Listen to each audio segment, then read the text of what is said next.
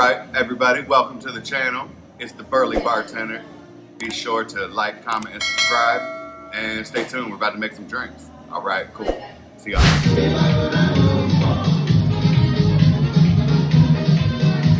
Rum punch, yeah. We're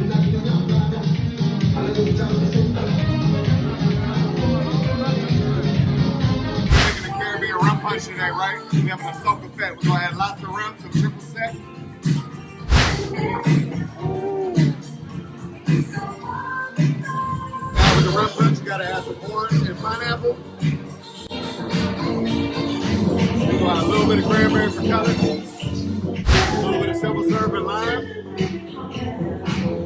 That was lemon, this is lime. Got a little bit of Jamaican syrup. And then we just got some more random Caribbean. With the Big Spoon. Check out the Bar Tools video.